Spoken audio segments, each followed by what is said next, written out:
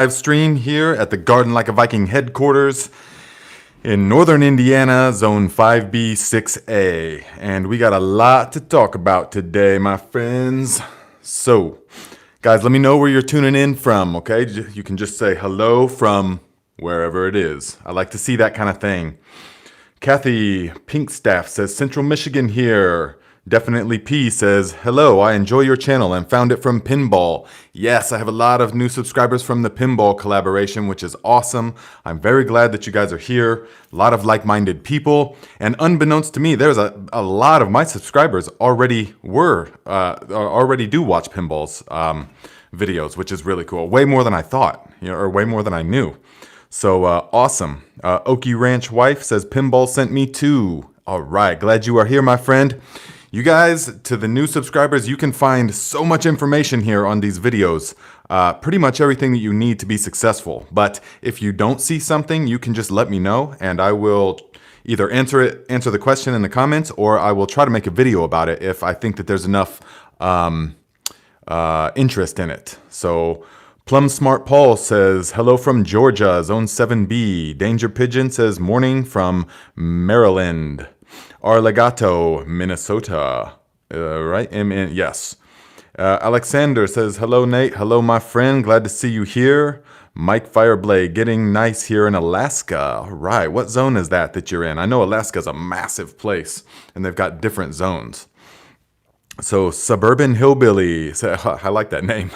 Hey, y'all, found you through Pinball. Glad you're here, my friend. Cecilia, hello from Ocala, Florida. Leona Riley, hello from Central North Carolina. All right, guys. Nancy, hello, my friend. It was so good to see you when we were down in Tennessee. Blessings from Nancy and Lindsay in Chattanooga. And let us see here. Voodoo Queen, new sub from Pinball. I have been gardening since the 70s, looking for new ideas and organic gardening. Glad to be in 5B growing zone for some help. Yes, good. So we are in the same zone. And that is so helpful, guys, because, there's a lot of good gardening channels like Mark from Self-Sufficient Me, David the Good. There's a lot of good quality content, but they are in, like Mark is in the subtropics in Australia. And so a lot of his things just simply don't apply to us in the north, to us with growing seasons, And the same is true with David the Good. I think he was in like Costa Rica or something. Now he's in like Florida, which is radically different for most of us from the north. Let's see. Amanda says, you still have a beard. Yes, that's true. I do. Because I'm going to do the master cleanse. Starting tomorrow, I'm doing the master cleanse, and I'm going to go for 10 days. And that is the cleanse that if you watch my other channel, Nate Murray, you will see it is a process of detoxification. I love to do it at the transition of the winter into the spring and summer. But during this time period is ideal because you want to get rid of the sort of the stuff you've built up over the wintertime, and the garden has not really started yielding yet. The only thing coming up are alliums, the chives, the green onions and things like that. And I just planted a bunch of the greens, as you'll see. I'll talk to you guys about some of that.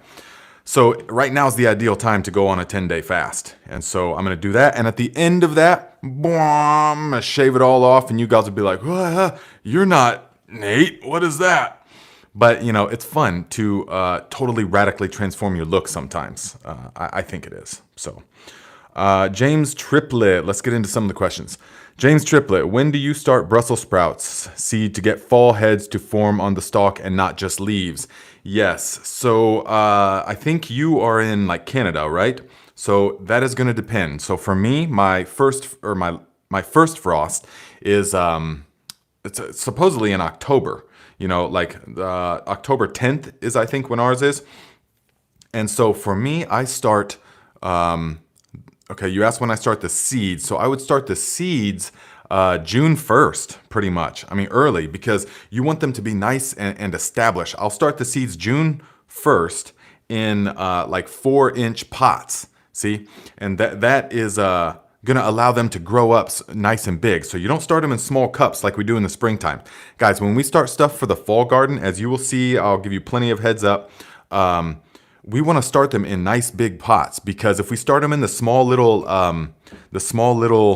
solo cups and stuff like we do our spring stuff, then it's going to quickly outgrow that, and we're going to have to plant it. But if we start it in nice big 4-inch containers, then it gives us plenty of leeway, plenty of wiggle room, so that in case we can't get around to it, or in case something happens, then we can just move our date of planting, and they'll be totally fine.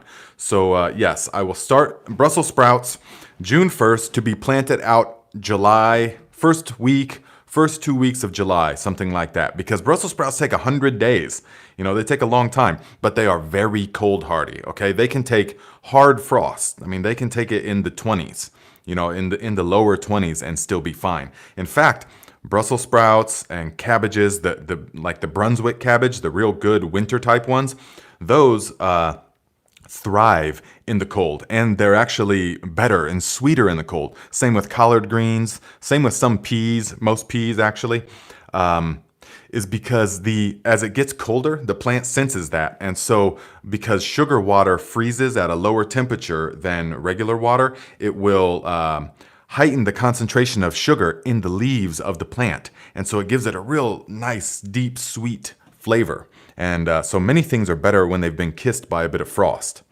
Alexander 500 RSD. What is that, my friend? What form of currency is that? But no matter what it is, I appreciate it, my friend. Thank you for the tip. And says, how to keep the straw on the top layer of the garden bed if there is a strong wind. I will make a mess in the yard. Yes, so you will have to employ various techniques. And do you mean after you have planted? Or are there things in the ground? Because if there's nothing in the ground, then you can just put a tarp over it and weight it down. Or if you're waiting for stuff to sprout up.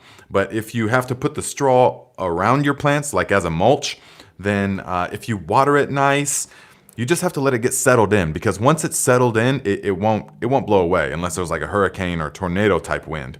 But if you just get it settled in there, water it in good, it will be okay. But you want to, if you have to put boards across it, that is good too. You have to weight it down. Pieces of rebar, pieces of, you can even get trellis netting. If you live in a really windy, like a coastal area, you can even get the 4 or the 6-inch square trellis netting and then put that down on top of it. That'll be like permanent because you won't be taking that up until the plants come up. But whatever you got to do for a while, because, well, like my garlic, I laid when I made the video in the fall, about planting the garlic, I put the straw on top and I haven't touched it. And it actually, once it locked in there good, it hasn't moved at all. And now that the garlic is coming up, the garlic's acting like it's holding it in place. So we've had crazy strong winds here and there's no problems. Nothing is blowing around, okay? So let's see. Rhonda Williams says, I'm struggling with my brassicas. I keep planting them in the wrong time of the year. Where are you at again, Rhonda Williams? Because right now, brassicas love. You can direct sow brassicas. You can plant them.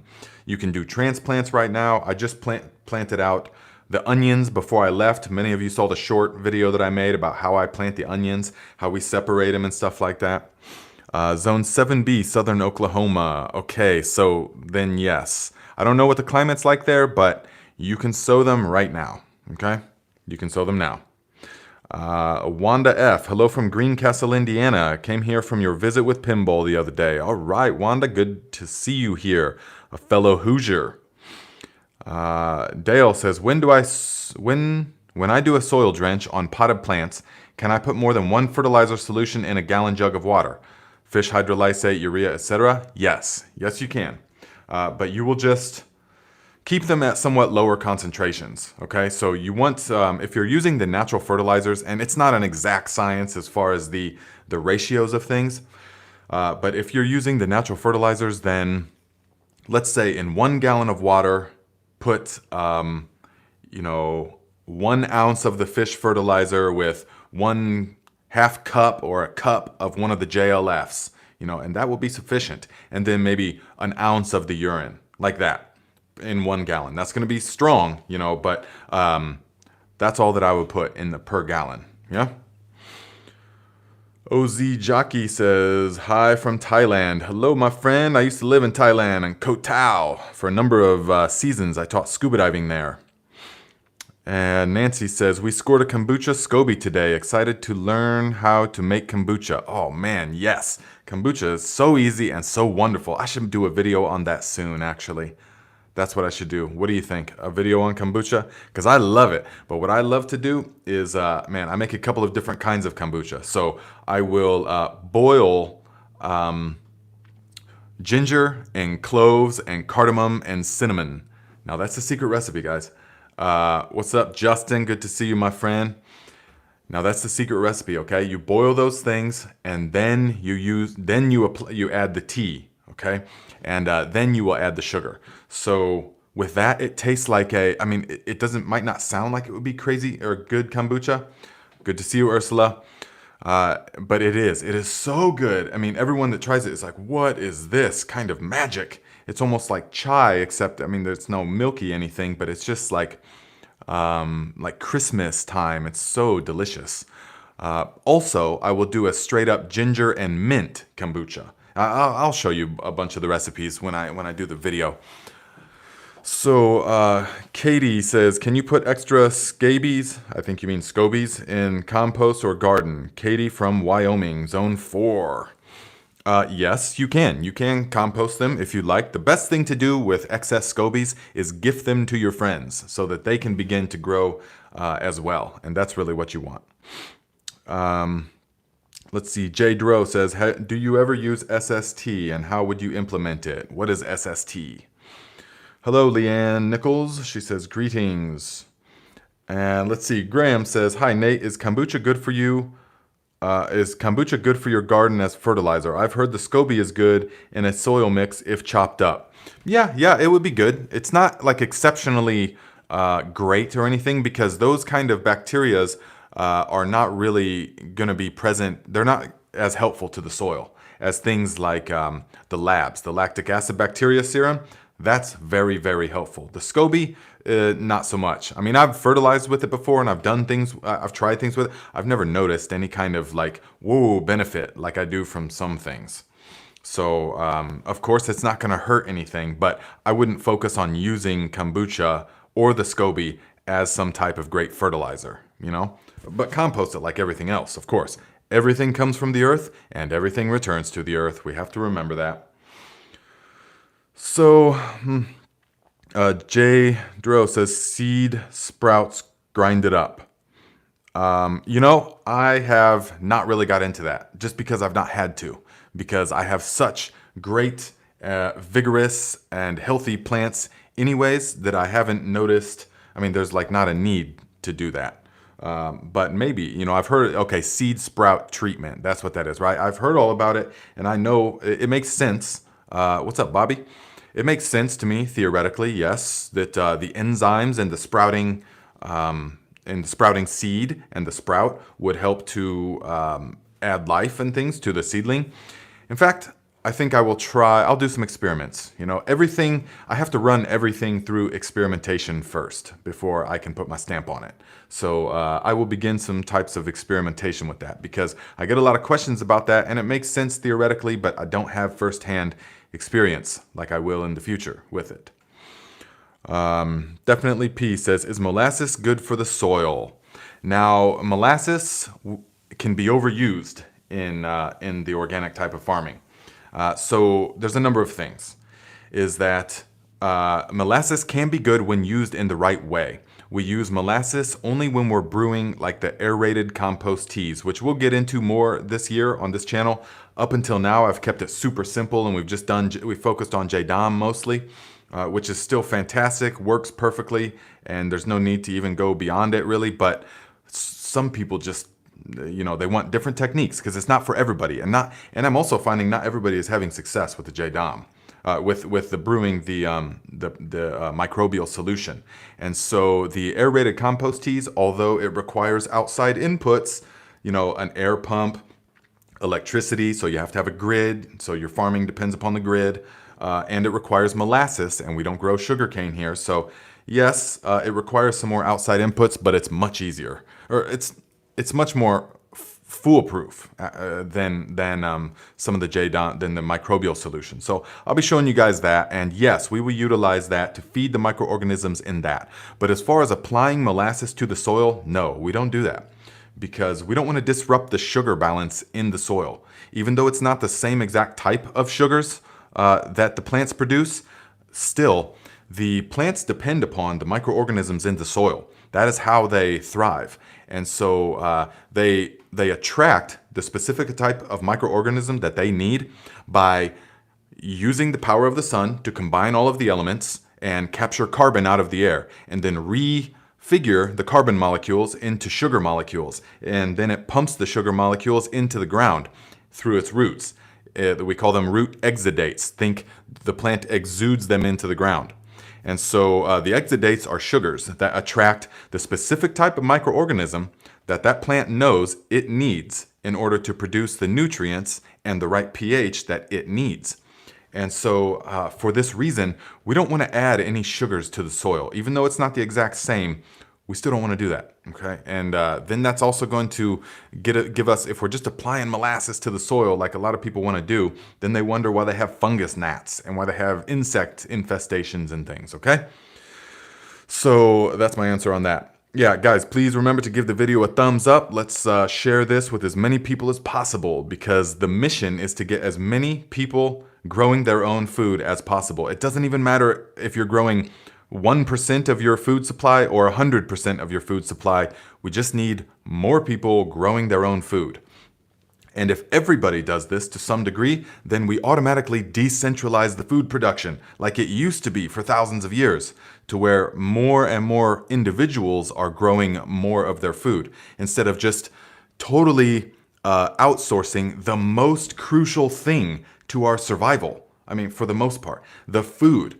Whoever controls the food controls everything. And so let us no longer just outsource, the farm, I don't know, food comes from the store. Food, for most people, food just comes from the store. You know, but it doesn't actually. It doesn't at all. Food grows from the earth. And even meat, it grows, you know, you're eating plants. Everything is plant-based. You're eating plants, pass through through an animal first. Even if you're eating meat, you're still eating plants. It's all plant-based. And so we need to just get the mentality back to where more and more people, if you got a little plot, don't dump chemicals on it and have a lawn, you know, because that doesn't make any sense. So let us have that same space produce something for us. And so we can just grow something. Don't worry that, oh, it's not going to matter. It doesn't. Just grow some tomatoes. Just start growing some. Then some potatoes or some herbs or something like that. And like this, if everyone keeps doing this, then we transform everything. We don't have to worry about the whole collective, because it takes care of itself if we individually do this. You get it? Okay, good. Let me, Marcel, what's up, my friend? Says, Nate, I have a ton of spoiled, badly molded cheese. What can I do with it? Is there anything garden related I can use it for? You can compost it. Yeah, not a problem. There's not really anything. If you have chickens or something like that, go ahead and feed it to them. But if you have, or hogs, you know, but no, there's not really anything that you can make specifically with the cheese, but it will compost no problem. A lot of people say, oh, it won't, but yes, it will. Okay, everything composts. Just me, who are you? $10. Thank you very much, my brother. Thanks for everything. Yes, you are welcome. Guys, we had an awesome experience in Tennessee. As many of you know, we went down to Tennessee, and so we did a food security plot, garden plot installation. That's what we'll call that. And we set up this family with a very nice growing setup. I mean, one that I'm jealous of, so that it's going to be really great for many years to come. And we did it so that, because it's a family of 6, and they have, that's full time. I mean, and the guy, the father has full-time job. The mother is full-time taking care of the kids. And so they don't have time to go out into the garden and sit there and hoe and weed and stuff like that for many hours, each week. For many people, that's enjoyable. They love that, okay?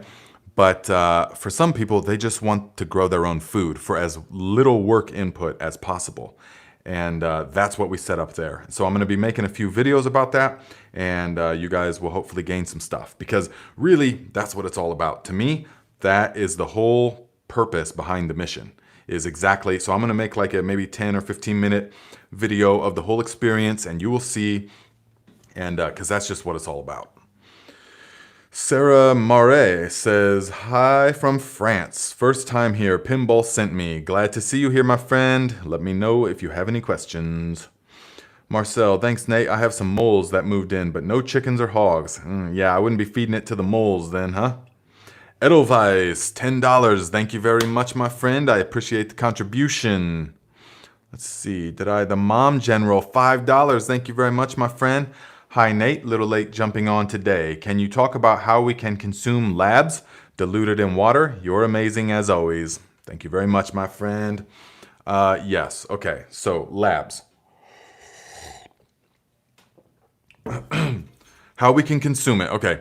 That was actually something that I wanted to talk about as well, is the labs, because I get a lot of questions about this. And so people that are used to making like mozzarella cheese or cheeses of various kinds, they think that it's the same thing as whey. They say, okay, so basically it's cheese whey. That depends how the cheese was made, but primarily not. Okay, so you can make cheeses in two different ways. One way is with an acidifier, like a rennet or lemon juice or vinegar, something like that, will change the pH of the milk, and it will coagulate the milk proteins, and it will separate the milk proteins from the whey, the liquid. And then you will make that, and that's how you make like mozzarella or cheese curds or those kind of cheeses. Most cheeses made that way, by adding something coagulant. Now, the other cheese is made by using microorganisms to, through their microorganism activity, they consume the milk proteins and the starches and the sugars, and then their byproduct creates the acid that slowly coagulates. See, the lactic acid bacteria creates the acid that slowly coagulates the cheese. This takes time. This other one, using a coagulant, takes just minutes or an hour. This other one takes several days. And so even though what you're left with is the cheese solids, the milk solids up top, and the liquid and the bottom, even though they both look similar, they are light years apart, because this one made with the coagulant is not alive. It's especially if you're utilizing the pasteurized, homogenized milks, then it's truly not alive. If you're using raw milk, it's still going to be very beneficial, but it's not the same as using as the labs, because this one is bursting with life. And so that's the one that we want to use, because it's full of lactic acid bacteria, which is a general name to a number of different, a whole family, a whole type of bacteria. So it's not just one specific type. But this is the one that we want to consume. The whey made with a coagulant is not going to be beneficial for us. Okay, still just pour it on the compost pile. It's still going to be good. So add it to the compost or feed it to something. But the stuff made this way is the lactic acid bacteria serum, which is super good. And we can consume that. So we want to consume the cheese, because that is going to have all of the stuff in it. That's going to have all of the microorganisms that would be in the liquid as well. So it's going to be bursting with life. That's why that cheese has to be consumed within just a couple of days. Okay, so after we strain it off the top, we put it into the refrigerator, and we consume it. A little bit of sea salt, maybe some of the fermented tomatoes, something like that, okay? And maybe a little bit of dill if you're into that kind of thing. The possibilities are endless. It's so good. It's like feta cheese almost, except bursting with life. So that's the number one way to consume the labs. But if we're consuming the liquid, so after we've done with the cheese, yes, consume the liquid. You can, I mean, it won't hurt you to drink it straight, but you can dilute it 1 ounce into a glass of water, something like that. Even 1 teaspoon in a glass of water is still going to introduce beneficial stuff to the system. Okay. Many people think that Well, I won't get into that right now. So yeah, that's how I would do it. You can consume it straight, or you can add it to a cereal. You can add it to an oatmeal. You can add it to something where you're not going to heat it, though. You don't want to heat it up. Angela Leeds says, is the whey resulting from creating kefir using raw milk and kefir cultures equivalent to labs? Nah, no, it's not. It may still be, I haven't done, there's not enough like research on that, and I haven't done that enough to know the exact results of that. But no, but I do know for sure that the kefir grains are going to be different, a whole different sets of microorganisms than the labs. Okay, so there really is no replacement for the labs, unfortunately. Like when you're trying to make the fish hydrolysate or something like that, we want to use the labs because that's going to be the strongest. That's where it's at. Okay. LSF Prepper, good morning from the beautiful Ozarks. Oh, yes, lovely area, my friend. Let's see. TY Buddy says, how long per day do I set my onion seedlings outside to harden off? Well, that depends. But you want to make sure that you only do it during the middle of their light cycle, okay? Because remember, onions are day length sensitive. And so the long day onions, which is all the ones that we're planting now, okay? Short day onions you planted in the fall time, and that's only like in the deep south. But the long day onions, they will set their vegetative growth during the time when the days are getting longer. But then once the solstice happens and the days begin getting shorter, it triggers to the onion to stop the vegetative growth and to start bulbing. And it bulbs very rapidly.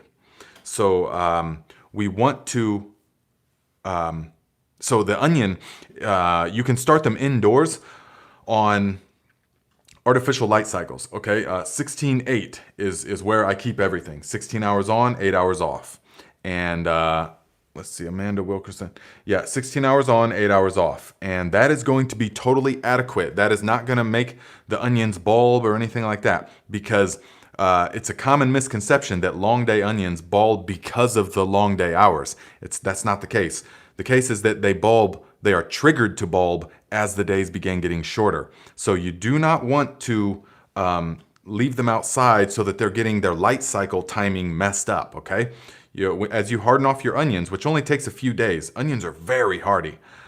So just a few days, start the first day with like 2 or 3 hours in the middle of the day, and then the next day, 4 or 5 hours, the next day, pretty much most of the day. And then after like 3 or 4 days, they're pretty much hardened off. If you've got a good setup, okay, a good seed starting setup.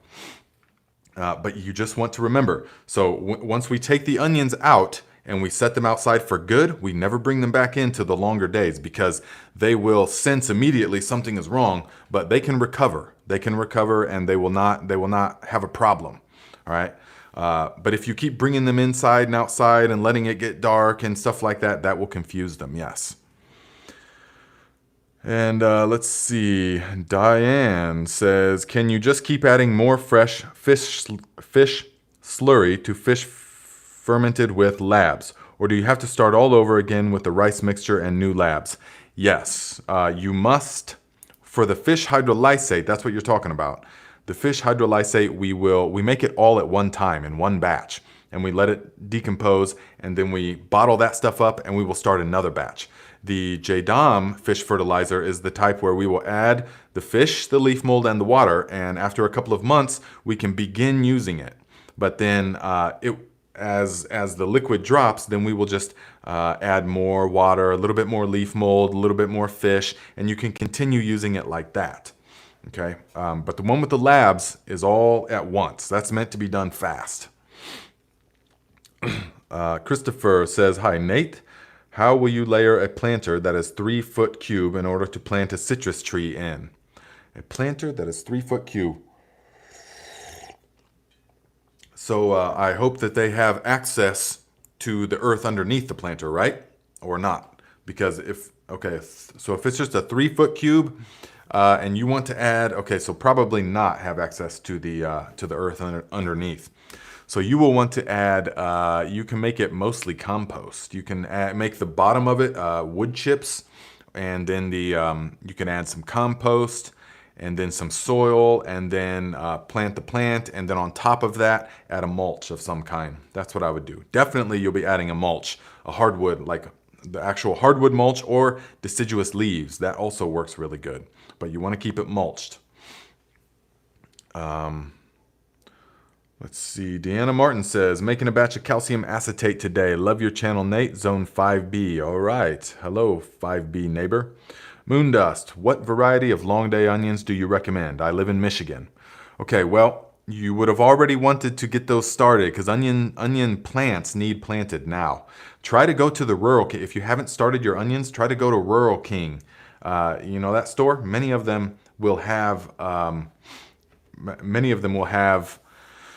onion plants that you can plant out right away. But otherwise, you missed the boat on starting them from seed this year because onions are day length sensitive. It doesn't matter when you plant them so much. Once that solstice hits, they are triggered to bulb, and so you want them to be as big and vigorous and bushy as possible before they start to bulb. So if you plant them out like a month from now, they'll still grow, but they'll be triggered to bulb, and you'll have a bunch of onions like this big around. You know, so because they're always going to be ready at about the first week of July, give or take a week or two, depending on where you're at. So, but Australia, let's see, for you, okay, you're in Michigan. I'm doing the Yellow of Parma this year. Also, in the previous years, I've done Wethersfield Red, which is a great one. New York Early is a really good one. In fact, these are New York Earlies. And I just wanted to show you that plants use such magnificent cues to know when to come out of dormancy. Because I have had a bunch of onions in the basement all winter long, and they were rock hard, and I've been eating them all winter long until just about 2 weeks ago, all of the onions just boom sprouted up all at the same time. And so there's none left that are good. And that's because they get cues, even though they're in the basement in the dark. So it's not day length, it's not really the weather, it's not any of that. They use other things, time and gravity and the barometric pressure. They use all kinds of things. It's a form of intelligence that is hard for the human mind to comprehend. But yes, someone asked, can you plant these? Yes, you can. Now, these are New York Earlies, and I specifically saved these because they're the smallest, they're like the smaller ones, even though I like onions this size, because if I make a dish just for me, I rarely need more onion than that. Yes, so I will, this year, I'm going to plant these just like this, and I'm going to bury them up till about here in soil. It doesn't matter if you bury the bulb for this type of thing, and then they are going to grow, and they're going to immediately set seed. They're going to grow, and as fast as they can, they're going to flower and set seed. And then I will take the seeds from this, and this will be my seeds for next year. Okay? That's why I didn't plant any New York Earlies this year, because I was doing this, saving this. So onion seeds are one of the things that you want to plant fresh each year. Onion seeds are the least storing of all seeds. So they oxidize. They have a very thin outer coating, and they oxidize quicker than any seeds. And so you want to use fresh onion seeds. So if you guys have tried to start them from seed before, and you had seeds that's 2, 3, or 4 years old, forget about it. I mean, 3 and 4 years old, forget about it. You might get 2 seasons off of them, but probably not. So the best way is just to take these, plant them out, and then you will get a bunch of seeds from this. And this will be all the things that we need. Graham says, anything that eats and breathes has a conscience. The Schumann resonance is connected to nature. It's what drives it. Absolutely, my friend. Everything is conscious. Everything is alive. Think of what is the glue that is binding everything together, even the atoms of things. If there was not, even this phone, even wood, even this copper vessel, if there was not some form of intelligence in there, some form of consciousness, then the atoms would just, they wouldn't know, there would be no program, you know? They wouldn't know what to do. So everything is alive, because if it wasn't, then it would just dissolve into nothingness. And so, yes, even things that we think are inanimate are very much alive and very much full of some form of intelligence. But that's for my other channel. Ms. P says, I wanted to reuse my potato grow bags, but but they dry out too quickly. So I put some in cardboard boxes stuffed with damp straw for insulation. And this is working so far. Okay, yes. Well, we'll see. Because yes, that's the drawback to pots. That's the drawback if you are in a dry climate. If you are in a moist climate, if you're in the Pacific Northwest or like Humboldt County or something, you're growing over, well, you wouldn't be growing potatoes over the winter there, but anyways, then that can be a virtue, you know? So I'm gonna do a number of experiments this year for you guys, just so I can so I can have video definitive proof to put certain things to rest. And so I got these here 30-gallon pots. I put links in the description if you guys want to get some, go ahead. But these are pretty decent ones. I mean, they're not the best ones on the market, but they are not, they're also priced right. That's the thing. These are good ones for the price, definitely. And so, because they're just grow bags, there's no need to like, they're not going to last that long anyways, just a few years, 4, 5 years, really. But these grow bags should breathe really well. 30 gallons. We're going to put 4 potatoes in here probably, or 4 sweet potato slips as well. You can do 3 or 4 of them because we're going to fill this thing up and then plant either the potatoes or the sweet potatoes. We're going to do both in this. And then we're going to leave it about that far from the top, 3 or 4 inches. And then once the things sprout, we're going to put a nice thick layer of leaves. Yes. Let's see.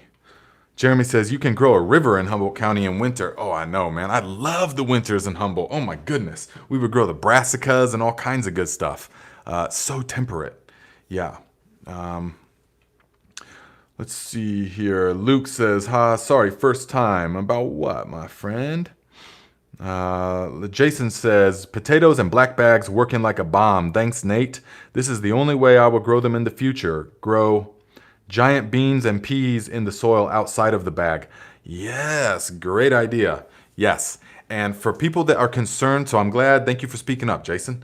And for the people that are concerned about heat, you know, the sun beating down on the grow bags, and we're talking about the contractor bags, the cheapest possible way to do grow bags is with the contractor bags. And it works really well because it holds on to all the moisture. And yes, it is plastic, of course, but that you have to work that out with yourself if that's acceptable or not. But if you're just looking, I made that video because I saw that's how people in other countries, in villages and stuff, I saw them growing in plastic bags all the time, just any kind of bag. And they just roll it down and grow in it, poke a few holes in the bottom. But the key is to use high quality compost. So you have to make the compost. You don't want to just put regular, you know, potting soil in there and stuff. But yeah, the important thing is to grow stuff up the sides to shade out the bags. You can grow Swiss chard, collard greens, or mustard greens. Yes. So check this out, guys. This is a nice, I just started hardening these off. Here's a mustard green plant and the soil blocks. This one really went crazy. And so it just, when I tried to pull it apart, well, there's no need because the other one didn't even sprout up. And so I'm just going to leave it like this. And we're going to plant this outside. And this is going to be, there's going to be zero transplant shock to this. So these things are going to be, oh, look, something's already munching on it. Little something is already munching on it there, you see, right there. But you know what? That doesn't matter so much, guys. So a lot of people, when they see the slightest little pest thing, then they're going to, oh, what can I put on it to make it so that it looks like in the store, or things in the store have no blemishes at all. That's because that is unnatural, okay? Your stuff is going to, in the natural farming, your stuff is going to have some insect pressure. Now, if it doesn't, then I question are you sure you're organic? Are you sure you're totally natural then? Because it's just a part of it. But we have to say with ourselves, okay, this is allowable. A little bit of pest pressure, not a problem, okay? This is a beautiful plant, very healthy, and that's not gonna matter right there. But if something was devouring the center of it so that there's nothing is gonna grow, then we have to take measures to do stuff. But don't think, you have to get it out of your mind to think that it has to be totally spotless like what you see in the stores. Because what you see in the stores, that's just different. So anyways. Mom Computer, good to see you here, my friend. Says adding, add decomposing tree branches in the bottom of the grow bags to help fill and add nutrients. Mini hugelculture. Yes, you can do that. I would recommend using it very sparingly in grow bags. Yes, I would add leaf mold or finely chipped mulch to the bottom of them. In beds though, yes, definitely the decomposing tree branches, definitely, man, because it helps to hold on to so much stuff, so much moisture and nutrients and microorganisms.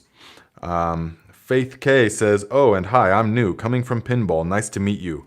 Glad to see you here, my friend. You should be able to find loads of all kinds of good information here. If you need anything else, you let me know." Let's see. Ingrid's Kitchen says, "Real food." Yes, you know what I'm talking about. And Kos, J-Dom mounds his soil in rows. Do you think it's better than not? J-Dom's, so man, these things are growing out of control right now. The J-Dom, so at his farm, yes, he mounds the things in rows and then rolls landscaping fabric over them. Okay, he is a market farmer. I mean, he's a high intensity market farmer, and so yes, that's a very good way to do it. But you don't have to do it that way. And if you don't want to do it in rows, see, if you look at the J-Dom, if you look at the tour of his farm, it's every available inch is being cultivated because they're limited on space. And so he put everything in rows and landscaping fabric covers the entire thing. And so then he just plants into that. He has drip lines underneath the landscaping fabric. And that's where he adds the nutrients and the JMS and all of that. That's a wonderful way to do it. And if you have the capabilities, yes, that's a great way.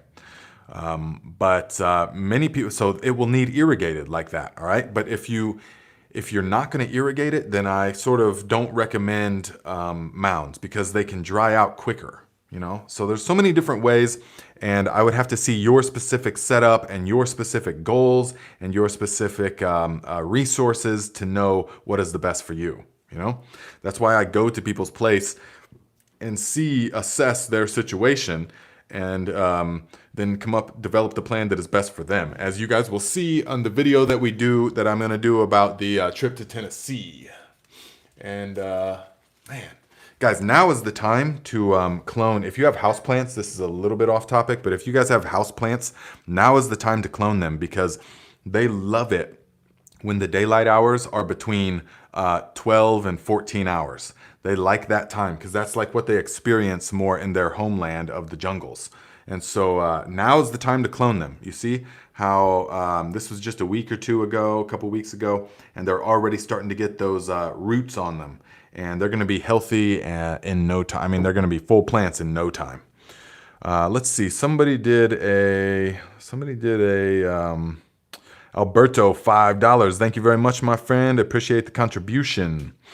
And let's see. Okay, my friends. That's what Alberto says.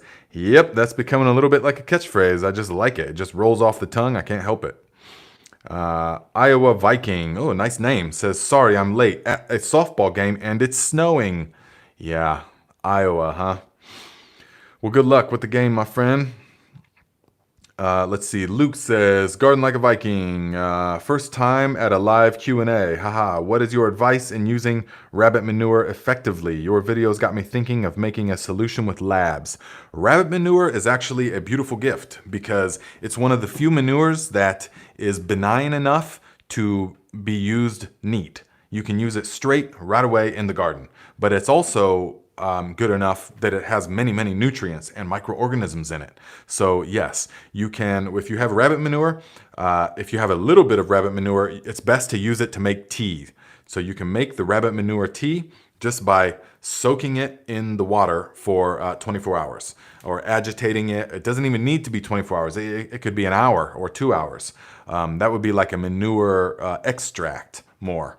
If you wanted the manure tea, you could put it into the bucket and shift it around and leave it for 24 hours, 48 hours, you know, and then pour it onto the plants like that. You could also use another method, but I won't get into that here. But that's how I would do it if you had a small amount of rabbit manure for a large area. But if you had lots of rabbit manure, then I would just add it straight to the soil. It's one of the best things. You can put it straight into the soil, okay? And put it around the plants and stuff like that, and the rain will wash it in there and things will eat it and decompose it. Very good for the soil.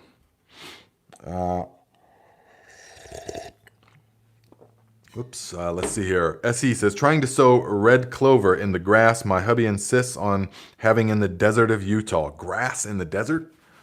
Hoping it takes over and feeds the soil while giving me tea. Yes, definitely. The best time to plant clover actually would be in the fall, well, late summer, because clover is one of those things that, especially if it's like the red clover, clover is one of them things that will, as the grass is sort of dying back, it will get established and then it will go dormant. And then in the springtime, it will explode real fast like the grass, and then it will flower. And that's really one of the best. Tree Rogie says, have you done anything with your sweet potato slips? No, I haven't. I'm putting them outside at the moment. So I'm hardening them off. And this is the one that I started in the glass. And so as you can see, it's really, it's getting really good roots and the plants look nice and healthy. The slips do. This one just takes a lot longer. That's the only really downfall. So, because remember, I'm doing the 2 experiments. So my other sweet potato slips are like super long by now. I'm going to cut those and then root those and make more slips with those, because we only want 4 or 5 leaves maximum on each. And so I'm going to trim those, and I'll make a video about it, how to trim them and then put them in water to make more. I'll probably do a short about it. I also do it on the Instagram account. So if you guys don't follow it already, then please follow the Garden Like a Viking Instagram account, where I put all kinds of things on the Instagram story. The little story thing of just, it disappears in 24 hours. I do all kinds of stuff of what I'm doing at the moment. So there's all kinds of tips that you guys can use that I don't want to make full videos about. But yeah, these are in no way less healthy than those ones in the soil method. They're just way far behind, which isn't really going to be that big of a deal this year because we still got 2-3 weeks before we're going to be planting these. And when we do, we're just going to pull them right off and plant them right into the ground. So the tomato plants, Cherokee Purple. Okay, Elizabeth, yes, I will do that. Cherokee Purple tomatoes, and they are really liking it right now. So when I go to plant this, when we go to plant these, they're going to be like this tall. They're going to be like 2 feet. See, I started them in the soil blocks, but then once they get about that big, then we put them into the cup, and we actually put the soil block at the bottom of the cup and then add the soil on top of that, burying the stem. And then tomatoes, as most of you know, will sprout roots from the stem. Okay, so each time you transplant a tomato plant, you want to bury it as much as possible, all the way up to here. So if I was going to transplant this tomato plant into the garden right now, which I'm not, but if I was, I would take this off here, and then I would bury it in soil all the way up to here. You see? And then all of this down here would eventually become part of the root system. You can bury it this way. You can also bury it sideways if you need to. But yes, that's the way to do the tomatoes. But this year everything is just growing so well this year. So it's just, these are going to be like this big. I mean, my ginger is already, guys, the ginger, is out of control. It is so vigorous that it is like, it's already gotten like 3 feet tall. Last year, it was like 8 inches by this time. So we still got 2 or 3 weeks before we're planting ginger. Ginger has to be planted after the last frost date because it's it's a tropical plant. So ginger loves warmth and humidity, but it can take some shade. It can take a lot of shade, okay? So we still got 3 weeks before we plant it out. I mean, it's gonna be 4 feet tall by then, but whatever. It's still gonna transplant all right. And so that's what we will do. That's how you transplant the tomatoes, okay? And then let's see here. That vigorous ginger. That's right, Ursula. Vigorous, virile ginger.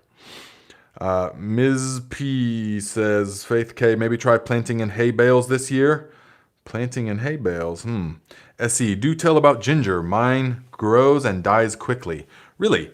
Ginger likes, so I wish I had it right here. I just wasn't thinking. But I wish that I had that. Okay, Chad, I'm going to answer that question in a moment. So the ginger is going to get nice and tall. And so and I'll make an actual video about this. So we will gently pull the things out, the rhizomes with the whole stalk. We will plant it so that just the rhizome is just barely buried, about an inch. And we're going to plant it into some of the richest soil that we can. Ginger is very hungry. And so it will grow best with rich nutrients. And you can plant it here. Like ginger likes, here we have a north-south facing privacy fence. And it's the neighbor's privacy fence, but I get to benefit from it.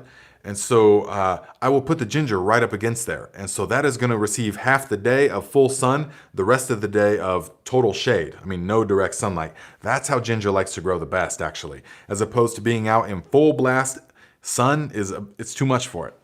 So some of you might have to put shade cloth over it. If you're in a real hot area and you want to grow ginger, like hot and dry, you're going to have to use a bit of shade cloth and drip lines. And water them every day. Smaller amounts, but every day. And then put the shade cloth with the drip lines and some mulch. You're going to have a real good ginger, okay? Ginger loves some shade. So does this ginger. Okie Ranch Wife says, have to get going, but I'll watch the parts I missed later today. Great first Q&A for me. Thank you, Nate. You are very welcome, Okie Ranch Wife. Have a good rest of the day. And let's see here. Rhonda Williams says, OMG, I don't want to talk about ginger. I have bought 6 different batches of what was supposed to be organic ginger to plant. Nothing. Okay, how long? Have you watched my ginger video? Because ginger can take weeks, even months to sprout. Okay, that's why I started it so early, but this year it sprouted so quickly. So don't give up on it. If you follow the video that I made on how to start the ginger, then you will have success. Unless it was, but you said it was organic, right? So it should be totally fine. You just want to find the stuff that's nice and fresh and plump. You don't want the stuff that started to wrinkle, or if it's squishy at all, you don't use it. You want to use the stuff that's plump and firm, and that's going to give you the best results. And let's see, Chad says, my winter wheat has 24 to 32 seed heads on it, on them already. Okay, so are you talking about cover crop or are you trying to grow wheat? Because if you're trying to grow wheat, then, then just let it keep growing, and that's fine, that's great. But if you're trying to use it as a cover crop and you want to plant into it, then pretty much now is going to be the time. Once you start to see the individual berries, you can harvest that, okay? And one way to tell, I'll make a video about this, probably a short maybe, I don't know. But if you take one of those berries and you squeeze it between your fingernails and you see a little bit of like milky looking substance run out of it, then this we call the milk stage. And that is the time when you can terminate it. It will never grow back. Okay, well, I'm letting them go for harvest. Okay, that's good. But for those of you that are about to terminate it, which I know is many of you, then that's what you gotta wait for. Rune Master Harowulfaz, $5. Thank you very much, my friend. He says, thanks for your videos. It's cool that you don't restrict your info behind a paywall. Yeah, that's. I'm glad that you think that's cool, because I think that's cool as well. Because there's so many people, man, I traveled all over the world and stuff, and there's so many people that, yeah, they may have internet access, but they don't have any money to be like, donate to me and stuff. And so there's no way that I could be like reserving, I don't want to privatize it or make it exclusive, I just trust that people that have the means, they donate when necessary using the link in the description. Donate to the PayPal if you'd like to support the operation based upon your means. And many of you have. And I was going to write out a list of everyone today to say thank you, but that will have to be next time because I had so much going on. But thank you all very much for the support. And I think that I thought there was another one. Let's see here. Commercial G question. And Justin Ingalls, $2. Thank you much, my friend. Am I too late to start sweet potato slips in 4B? No, you're not. Start them now, and you have to use a heat mat. So go ahead and get the organic sweet potato, bury it, like you saw in my video, and then utilize the heat mat. This is going to be of vital importance for you. They can be 90 degrees and they'll be totally fine. And so if you don't use a heat mat, it's going to take, then you're not going to have them in time. But if you do use a heat mat, you will have them in time. Okay, so no problem. Okay, you understand that. Yep, good. He says 10-4. Marcel says, I donate South African rands, but they are worthless compared to the US dollar. Is that right? Don't worry about it, my friends. I feel your support anyways, your energetic support. And yes. So knowledge is to be, Blue Wolf says, knowledge is to be shared, just like your videos. Yes, share the videos, my friends. Let's see. My turmeric is about 10 inches tall. For ginger, I wait for it to make a green nodule or several before planting it. Yes, you could do that. You could do that. Donna Charge says, morning, guys. Pinball sent me and glad he did. I'm very glad you're here, Donna. Let me know if you have any questions. Miss Valmark says, Nate, finally able to catch your live. Did my first test drench Wednesday, Thursday evening. I'm blown away with what I think I'm seeing. Much growth. Thank you, my friend. Zone 8B, Savannah, Georgia. Yes, you are seeing the growth, and it's a real thing. It's totally real, because everything depends upon the life in the soil. This is primary. And so by inoculating the soil with the microorganisms and the nutrients, the microorganisms are able to unlock the nutrients that are in the soil. Because if you watch this channel, then you already know that nothing that you put into the soil in the form of manures or bone meal or blood meal or any of that can be directly absorbed by the plant. It all has to first pass through the digestive tract of the microorganisms. And as they eat it and they die and they defecate and stuff like that, then each step along the way, that stuff is becoming unlocked. That is the stuff that is then usable by the plant. And so the more microorganisms we have, the more efficient our plants are able to get nutrients. And so it's a very, very real thing. And Planner Channel says, have you found this growing season difficult? So far, no, not for me at all. We had a difficult one last year because it went like 8 weeks without a drop of rain and it was blazing hot and windy, and the plants do not like that. So let me show you a couple things about potatoes. Okay, so right about now is the time you want to start chitting the potatoes. And I have made videos about that, but maybe I'll make another one. But the thing you want to do is start chitting the potatoes. And so that is a funny term for a very simple process. The process is simply placing the potatoes in a sunny, warm spot for a couple of weeks. And here's the difference between chitting and not chitting, okay? So these ones were in the basement. And these are how many of your potatoes will be at this time, okay? And so Shooting the Soil, what's up, my friend? He says, hey, everyone. Guys, check out his YouTube channel. He's got some cool videos about soil life, the microorganisms in the soil. So if you're really into that, he is very knowledgeable about what he's seeing in the microscopes and stuff like that. So check him out. And here, this potato was in the basement. And so they all are using the cues that the plants know how to use. And so they will start to sprout. All my potatoes have started to sprout by now because it's the time. It's the time for them to sprout. They all in unison, just, even though different strains of potatoes, different storage locations, they all start sprouting right now. And that's fine. So, because now is about the time that we'll be planting.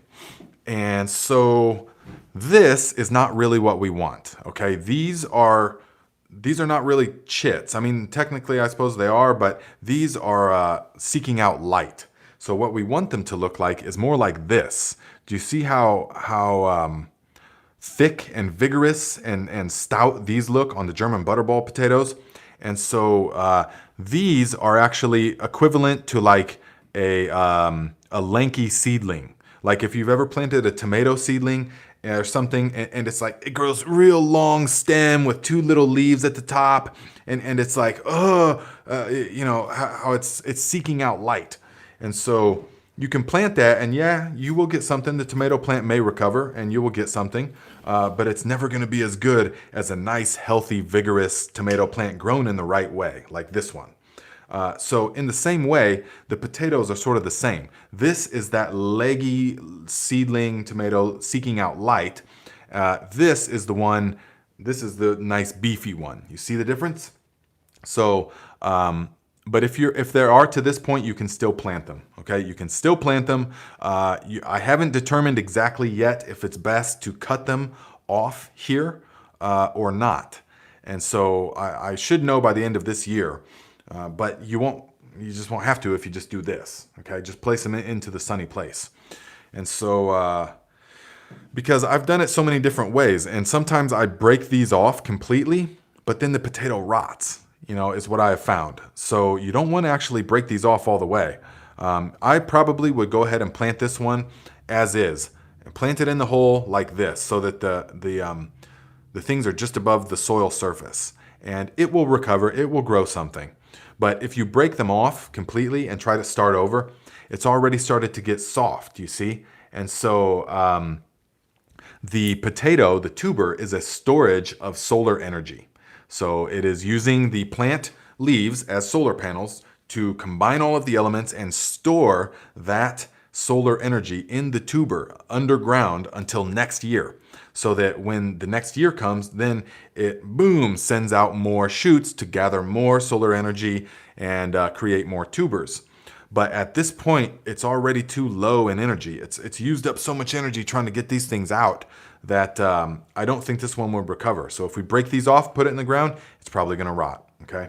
Whereas this one is going to be very healthy. Now, all of that being said, it is not absolutely required that you even chit the potatoes, although you will have better success if you do. It just signals to the plant to begin growing, okay?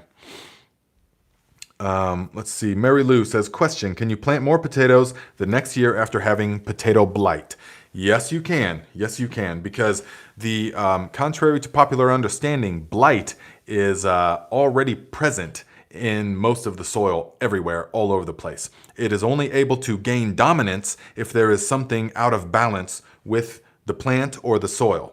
And so by ensuring that we have sufficient microorganisms and healthy plant spacing and things like this, healthy amount of light, healthy amount of water, by ensuring that the plants are not stressed, we are going to give them the fighting chance. Because a good, strong, healthy, vigorous plant can resist most anything. I mean, a good, strong, see, it's erect, it's stout, and it's, you can tell, deep, luscious green, and it's got the shine to it. These plants are going to be able to withstand stuff because they're healthy, and when you grow healthy plants outside, they will be able to withstand that. Now, that being said, if you had blight last year, you'll want to apply the JDAM microbial solution 5 times, full strength, before planting. Watch the video I made that shows how to do this. And we will make the microbial solution. And I made it recently. It was like a few weeks, maybe a month or 2 ago. But you can just go down in the videos and you'll see it. It says apply this solution 5 times before planting. And so you will apply that to the potato ground where the potatoes are going to go 5 times full strength before any plants are in the ground. That's the only time we use it full strength.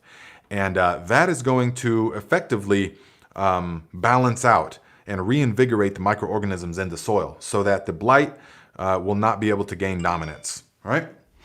So let's see. Jason Hetty, how many seed potatoes would you plant in a 100-gallon grow bag? Let's see, 100 gallons. You could do, 6.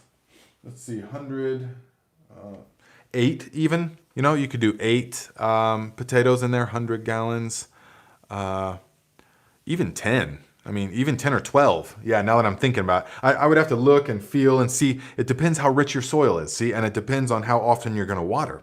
If you got grow bags that just don't have that much nutrients in them, and you're not going to they don't have like a drip system or a sprinkler system on a timer, then I would say fewer, 8 or so. But if you've got rich soil and you got a drip lines or sprinkler on a timer, then I would say go ahead and add 12 or 16, because the conditions can support it. You'll have a bag full of potatoes, you know.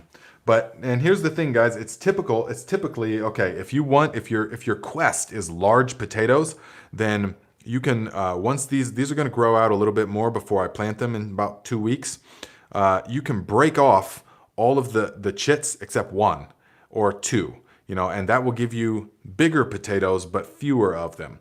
But if you just plant the whole potato and it's going to have 1, 2, 3, 4, 5 vines, that's going to give you smaller potatoes, depending on the strain, but typically more of them, you know. So it all just kind of equals out, really. But yeah, that's how many I would put in there. Let's see, Vera, hello, my friend. He says, hi, Nate. Question: in which fertilizer ferments can one add chicken manure? The best way to do the chicken manure is to do it in the form of the liquid fermented fertilizer, and so the JDOM basically. So we are gonna fill the container half full with the chicken manure. We're gonna add a couple of shovel loads. If it's a 55-gallon drum, fill it half full with chicken manure. Add like 3 or 4 good-sized shovel loads of the high-quality leaf mold. And then we're going to fill it the rest of the way with water. We're going to put that airtight lid on there, and we're just going to let it digest. And then pretty much after, you know, if it's in the sun with the rest of the crops, pretty much after a week or 2, we can begin using it. All right. You could begin using it right away, actually, if you want. But then it's just going to break down and become more plant available over time. So that's the best way to use the chicken manure, because then you don't have to worry about it being too hot, you know, too high in fertilizer salts and all that kind of stuff. So let's see here. Any thoughts on using manure from Canadian geese? I do not have enough experience using that. And it seems to me like it would be hard to sort of acquire in large, in sufficient quantities. And let's see here. Yeah, and then there was a question about shade for peppers. And okay, I'll talk about that in a moment. Marcel says, question: with the grass liquid fertilizer, do we only add more grass, or can we add different things like scraps of leftover vegetables, spoiled pumpkins, leaves, spoiled cheese, etc.? Cheese I would keep out of the liquid ferment. Yeah, I would keep the cheese out of the ferment. You know, you can make a food scrap one, but I would make that separately than the other things.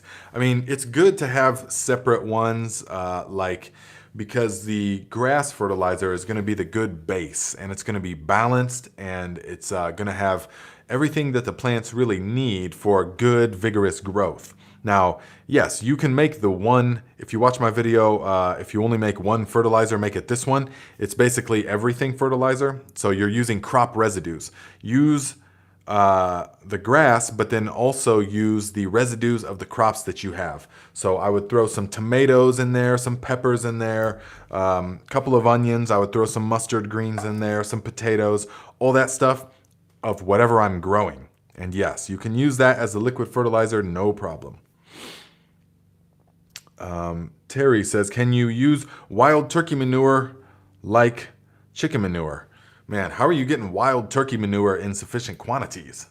But yes, essentially, yes. It's a bird, and yes, you can use it, definitely. Yes, you're welcome, Marcel.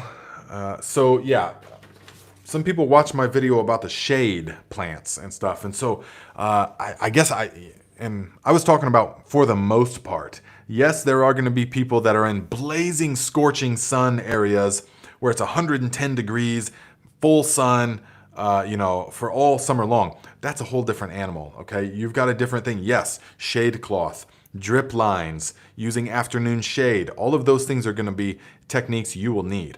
But for the most of us, okay, we need full sun. Like here in northern Indiana, you don't have to shade anything. Anywhere north of Indiana, you don't have to shade anything, okay?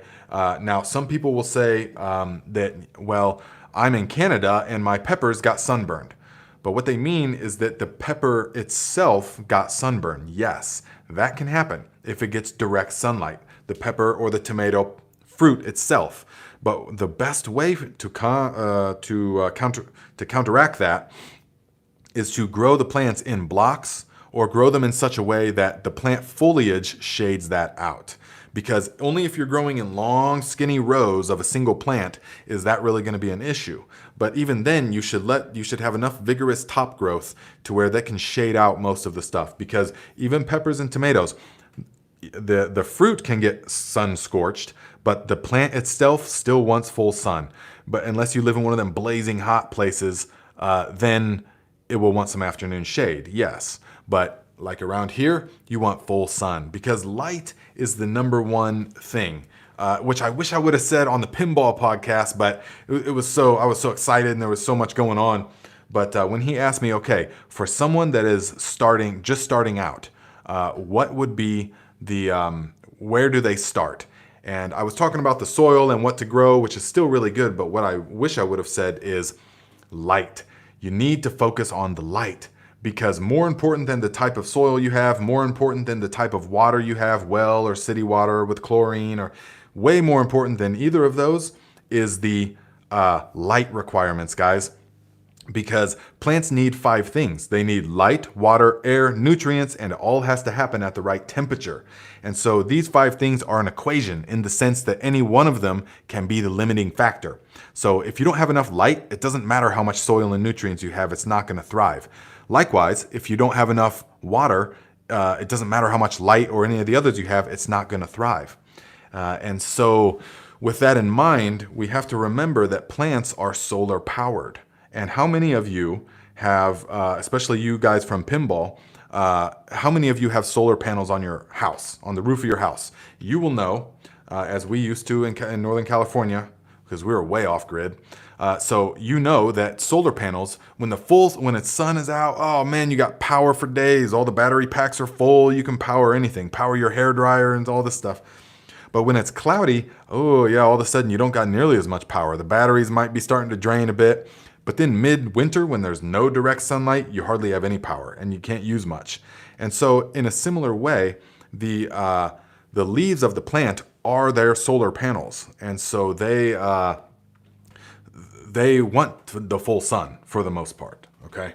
And so that is the number one thing that I see wrong with people's places is they are trying to grow stuff on the north side of a building. You know, if you're in the northern hemisphere, that's full shade. Or they're trying to grow under these massive oak trees and stuff, and all their stuff's real tiny. And that's, you will notice that, and you will have more diseases, you will have more issues with lack of sunlight, okay?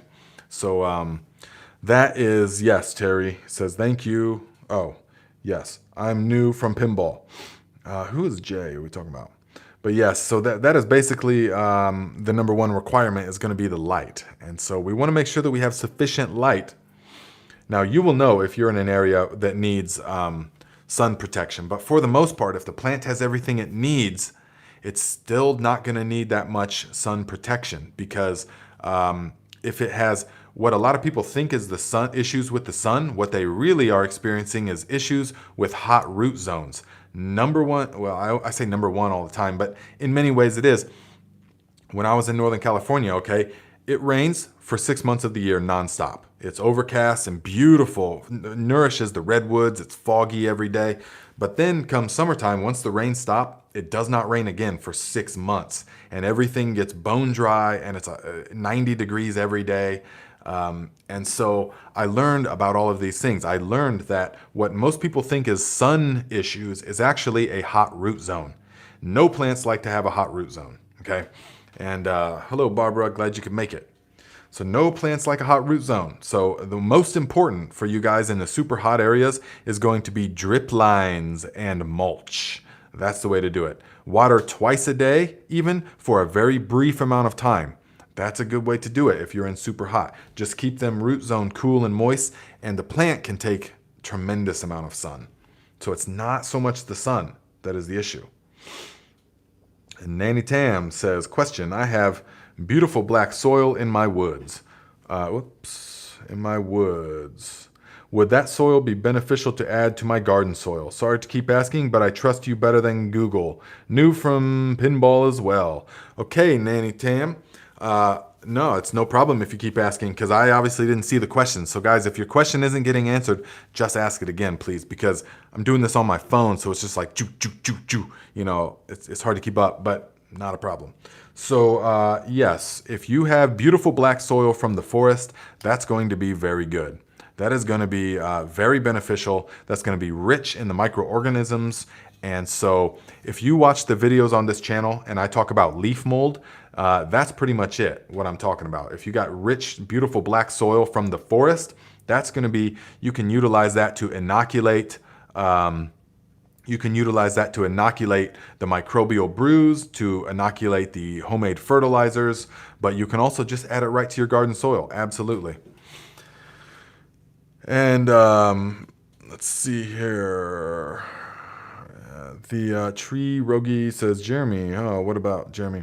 Oh, Jeremy Ranson says, December 97, it rained 36 inches in Humboldt. Oh, man, yeah. It was amazing, man. When I was there one time, it rained 11 inches in 9 days. It was just I mean, it was more than the monsoons in Thailand. So let's see. There was a good question here. Marcel says, the worst part of Garden Like a Viking channel is the end of live streams. Don't fear, my friends. Every Saturday, 12 noon, we do it. Let's see here. Where was the question I wanted to answer here? And, oh, yes. Amanda says, how much space would you allow sweet corn in a raised bed? That's a good question. So, it depends on what kind of sweet corn you have. So if you're using like the Fisher's Earliest sweet corn that only gets about 4 feet tall, then you can plant them a bit closer. So again, it's sort of like how many potatoes in the grow bag. Well, it depends on a number of factors. 1, do you have full sun? 2, how rich is your soil? And 3, how consistent can you be with the watering? So if you just want to plant it and let it go, and it's in moderate soil, then you're going to want a foot all the way around, a foot to 14 inches all the way around, okay, for best results. But if you've got rich soil and you're going to be watering it, you're going to be using the liquid fertilizers or the compost brews, the compost tea, compost extracts, all the stuff from this channel, if you're going to be doing that, you can go much closer. You can go 8 inches on each side if you like, okay? And you can also do, when you plant it, if you've got enough seeds, you can do 4 inches, 4 inches, 4 inches, 4 inches, and then thin every other one, give or take. Even though I don't like to thin, but you just want to make sure that every single one comes up. So you don't have any open spots. But so that should be the answer. Okay. So if it's rich soil with good maintenance, 8 inches. If it's not, 12 to 14 inches. Okay. Let's see here. Elizabeth says, do you have a P.O. box to send thank you money to? If we don't, do online. Love your sound effects. Yes. Don't want live to end. Sound effects. I think they're just subconsciously coming out because not sure even what that is. Elizabeth, but yes, I will be getting a P.O. box for that because I've had enough people request that and I get it. I totally get it. And I would love that. So yes. Save up the generosity until the time when I get the P.O. box, and I will let you guys know. And hello from Sun City in California. Suisun City. Where is that? Let's see here. Question Nate. What do you think of growing vegetables in tires? That's a good question, Pam. Good to see you here as well. Growing vegetables in tires. So there is a lot of controversy about that. And I will say you are going to have to sort out that inner battle with yourself. If you're confident utilizing something like tires, okay? Because a lot of people, and I got so many comments and stuff like that, and about, plastic and this and that, and I understand the disdain of plastic. I understand that completely, and I am not about plastic or rubber or any of those kind of materials. But at the same time, you have to be cognizant of the current reality of our society, and that plastic is everywhere. And these people complaining on my video about utilizing the potato grow bag method, about, the plastic stuff, I can guarantee you that they have gone to a store and received things in plastic bags.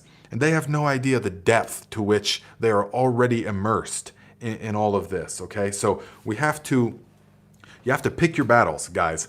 And you can't just constantly expend all your energy worrying about every little tiny thing, okay? So growing your own stuff is going to already be light years beyond anything you're getting from the store. Even if it's grown in tires, even if it's grown in plastic, it's still gonna be better, okay? So if that's what you have available, growing in tires is acceptable and it's functional and it can work really well. Now you can use it. Now I'm not promoting this. You have to decide if it's right for you or not, but you can use it by filling it full of good quality compost, but so long as you keep the bottom of it open to the earth. And this is important. If you're growing in tires on concrete, absolutely not. That's not enough space. Okay, but if you're growing in tires but on top of earth, then absolutely. It just acts like a little bit of a raised bed. And if you're doing it in the winter time, because you're in South Africa, if you're doing it in the winter time, then it can help to hold some of the heat, because the black and the rubber will hold the heat. Okay. People have been growing in tires for a long time, and we've got millions and millions of them all over the earth now, and they never decompose. And so I guess we might as well find a use for them. But like I said, you will have to decide. But I don't think, I personally don't grow in them because I have other methods. But I would not be that concerned about it, you know. Let's see. Marcel says, plastic grow bags are the bomb. My potatoes love it. Absolutely, man. It works. It works really good. Jenny Simon says, there's microplastics in your salmon, drinking water, glaciers. I wouldn't grow in a tire though. I hear the veggies smell like tires too. Yuck. Every time you wash polar fleece, a cup of microplastics. See, yeah. Unfortunately, everything she just said is absolutely true. There's already microplastics everywhere. But like we said, you have to pick your battles in life. And so we can't, are you going to go around fretting about the little microplastics that are in every little thing? You're going to go insane. You say, okay, well, I'm going to do the best I can. I'm not going to utilize things like the polar fleece, or I'm not going to utilize things that I know are going to be toxic. I'm going to use mostly essential oils for things. I'm not going to slather my body, my underarms in toxic titanium dioxide deodorants and all of this, which we talk about on my Nate Murray channel, all that kind of stuff. So I'm not going to do all that kind of stuff, and I'm just going to be moderate, you know, and I'm not going to eat chemicals. I'm not going to use chemicals. I'm not going to, douse my food in poisons. I'm not going to make the land toxic for the future generations just because I'm ignorant and want to utilize, chemicals and stuff for the short-term gain. I'm not going to do any of that, okay? So you do all those things and you detoxify, you do the master cleanse occasionally, you eat all of that stuff. I think you're going to be just fine, because we have to pick our battles and keep our mind clear. That's important. RK says, your knowledge and wisdom is coming at a great time. Thank you, Nate. Hey, you are very welcome, my friend. I'm glad you're here. Let's see. Scott Murray, $10. Thanks, Dad. Appreciate that, my friend. What's your question? Marcel Kraus says, stay loyal to the soil. Gonna get that tattooed very soon. Yes, stay loyal to the soil, because you are just soil rearranged and temporarily animated with the breath of life. But sooner or later it's gonna happen for you, and it's gonna happen for me, where you're gonna return to soil. And that's one reason I love the worms so much, because you are just worm food in the waiting. Let's see here. Thank you. Pam says, thank you, Nate. I prefer not to, just asking. Yeah, definitely. And because I get that question a lot. Larry says, I like the way you think, Nate. Thank you, my friend. Ben T says, how cool would it be to find out they lied about microplastics like they lied about everything else? That would be great if that was all a big joke. But my own reasoning and common sense seems to think that that's pretty much true, especially if you have ever traveled to places like India. It defies comprehension. If you watch my Travel Like a Viking channel, I've made some videos already about that, but the first, I've been to India 3 separate times, and 2 times, one time was walking, 2 times was on motorcycle. And so during the motorcycle tours and all, I mean, it was mind blowing. And when the first trip, I was just like, I didn't even know what to say or to do. It just rocked my whole worldview. Seeing the amount of plastic and trash and toxic, it's just unbelievable. And I could go into that for a long time. It's nothing against, well, just watch the videos I made about it, okay? Because there's still beautiful parts of India, and I love Indian culture, the Indian people, and the country has absolutely beautiful parts to it, definitely. Honeybee's Homestead says, Louisiana in the house, over from Pinballs. Husband and I made the vinegar and eggshell fertilizer, and we started using it today in our garden. Can't wait to see the results. Absolutely, everything loves the calcium. Everything is going to love a bit of calcium. And calcium is one of them things that is easily absorbed through the plant leaves. Let's see. Wow, is that your own quote? Elizabeth says, wow, is that your own quote? That's awesome. We are soil rearranged and animated. Wow, I love that. Oh, yeah. I mean, yes, I did come up with that, but that should be a quote maybe. Absolutely, it's true. Think of it. I mean, we are literally the molecules, soil, rearranged, poof, animated with the breath of life for a temporary amount of time, and then poof, we fall back into the soil. And so is life. And that's not at all like a doom and gloom, like, oh, what do you mean?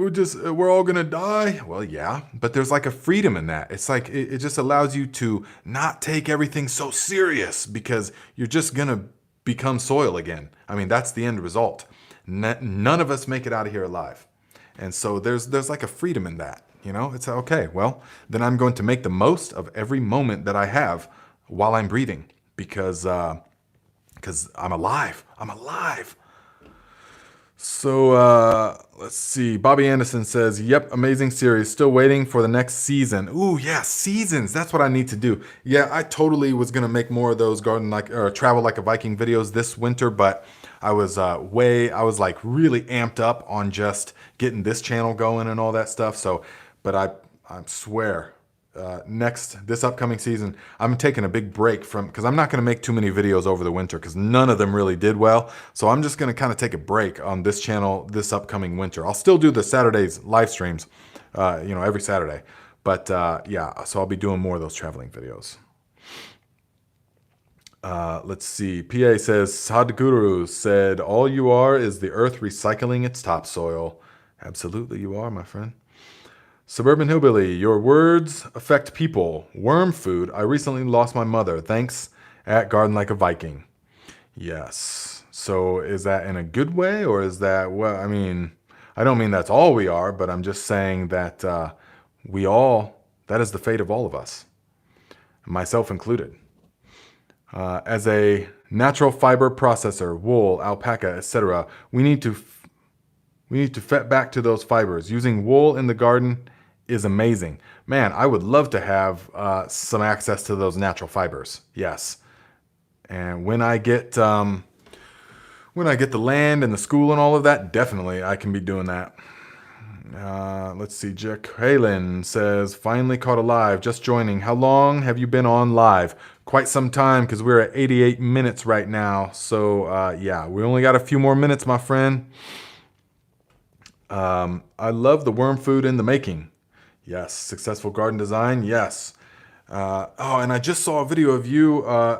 It just came up on my feed about you were commenting about the speech that you gave to the council and stuff, and how you got kind of maybe arrested or something like that. About that, I look forward to watching it. I just watched the first part of it because I just found it today, but I'm going to watch the rest of it. And thanks for the shout out in all your videos. It's very nice. Guys, Rachel from Successful Garden Design, she's got a great channel as well. So you guys can check her out. She's based in the UK. And let's see, half our DNA goes to the next generation of humans. Gato. Okay, I don't know about that, but sounds reasonable. Pam says, I use the eggshells vinegar once a week. The tomato plants Love it. Yes, definitely. And that is a thing that a lot of people, they get the blossom end rot. And so one way to help to cure that is to add the calcium, because that is generally from a lack of calcium or from a lack of access to calcium. But either way, it is beneficial to use. Okay. And let's see here. Jay Dixon says, Iowa. Oh, yeah. Okay. Elizabeth Hendricks said, yes, that is so well put. I am a hospice nurse and a cancer survivor, so I can tell you, yes, we all have an expiration date. So let's become the healthiest animated soil and not worry about small stuff. I like that. Let's become the healthiest animated soil. Thank you very much for your input, my friend. Where would you most like to buy land in the future for your school idea? You know, that is undecided. I mean, my heart really is in the redwoods, man. The climate in the redwoods is really ideal for me. And so I was in Northern California, but anywhere in Northern California, Oregon, Washington maybe. But that being said, I also love the wintertime. So I'm not entirely sure yet. We'll have to see. I just know that it's happening, that it's going to happen, because I've seen it already in a way. But I don't know exactly where or how yet, but it's taking shape. So it wouldn't be a problem if it was here somewhere, or in Michigan probably. Somewhere in Michigan would be cool, because I do like the wintertime. I like the cold much more than the heat. It could never be in some place that is hot, like in Texas or any of the southern states really. Tennessee would be pushing it, but it's doable definitely, because we were just down in Tennessee and beautiful and really nice. Gato says Arcata is nice. Oh man, yeah. Arcata's got a wonderful climate. The microclimate, I love it. Fog most of the time, and definitely, I spend a lot of time there. Let's see, Marcel, if you buy land, how much would you charge me for rent? Haha, yeah. We'll see. There's going to be a school there, so everybody will be able to, there will be an influx of people all the time. And let's see. Ken Harrison says, new from Pinball, need help growing black pepper, please. Ooh, yes, I have never grown black pepper. Where are you at? You must be in the tropics somewhere. Black pepper, like the black peppercorns? I don't know exactly how to grow those, but I do know that the principles will be the same. So you will still want to focus on the life in the soil. You're going to want to have the life in the soil be what is bursting. You're going to want to make the microorganism home for them, and you're going to want to utilize only natural things. And so with the right microorganisms, any plant, whatever you put into it, if you have a thriving soil food web, then any plant that you put into that is going to work. So utilize the mulches and all that kind of stuff. The principles are still the same. And okay, we got just a couple of more. Well, timing is out, my friends. So, okay. So, yes, so many new people. I'm glad that you guys are here. You guys make sure that you check out all the links in the description. I put all kinds of good stuff in there. I just change it up all the time. Most of them are just Amazon links, but if you use them, then it helps, me. I get a small kickback from that. So that's beneficial. And there's all kinds of useful stuff there. So every Saturday at 12 noon, we do a live stream on this channel. Every Monday, except last Monday, I was in Tennessee, so I didn't do it. But every Monday on my other channel, Nate Muri, we do a different kind of live stream at 12 noon, where we talk about things related to sort of spirituality or health and wellness and detoxification. So if you guys want to do the master cleanse with me, then that's great, because I'm going to be starting it tomorrow, so you can jump on tomorrow or Monday. I'll see you on the Monday live stream. I have videos about the master cleanse on my Nate Muri channel. And okay, James says, because I saw you ask this question before, says, when to plant pea seeds for a fall crop before frost in Minnesota? Well, I don't know when your frost is, but peas can take a good frost. So peas will want to be planted August 1st as a general rule. And you only want to plant the dwarf peas. So we plant the tall, like sugar snap, like the ones that get 6 feet, we plant those in the springtime. But we only plant dwarf varieties in the fall. And we do it about August 1st because they spend a lot less time creating the infrastructure before they start setting fruit. Okay. So yes, guys.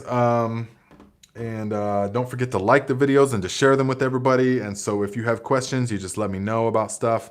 And I can't think of anything else. So I will see you guys in the future, my friends. Thank you very much for stopping by.